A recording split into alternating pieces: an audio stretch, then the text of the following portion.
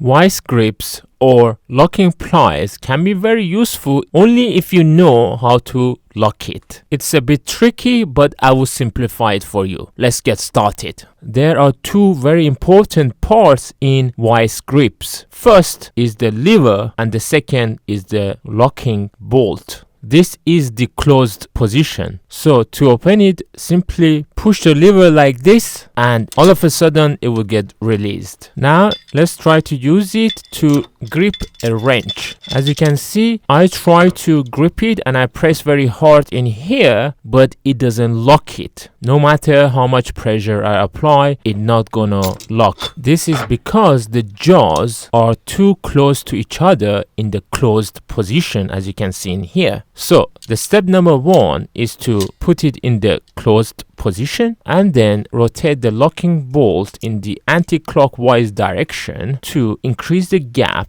between the jaws. Now that we've made it wide enough, put the jaws around the object to get the correct thickness. You need to first close it and then turn the bolt clockwise until you can't rotate it any further.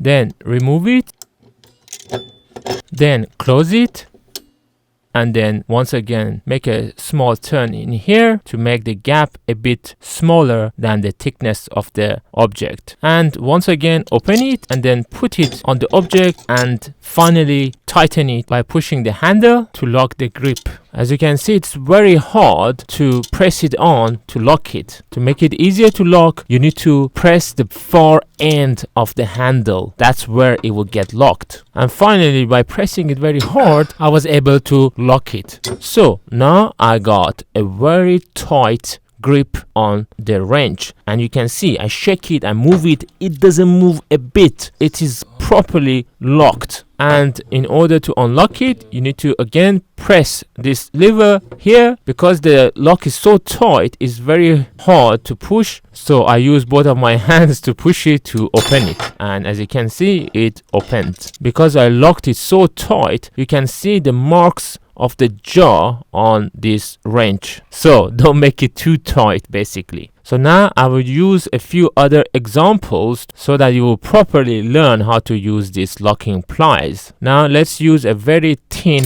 object such as this scraper. As you can see, in the closed position, it's just not gripping it because our gripped position is too wide. And because the object is so thin, you need to turn the bolt in the clockwise direction to reduce the distance between the jaws to its minimum position. And then once again, use the back end and lock it just like this. And you can see it still holds this very thin object quite well with its jaws. Use a lever to open it. Next example, I will use it on a much thicker object, which is also a bit round, like the hammer head in here. The front part of the jaws are flat and the end of the jaws are concave. So I put the hammer head circular into this concave part of the jaw, and then I lock it to see what's the starting position, and then I use the locking bolt, turn it clockwise a few turns to make it tighter, and now we are ready to lock it in place. Once again, use the lever at the end. That means try to push it from the far end of the handle, and as you can see again, we have now locked a very thick object.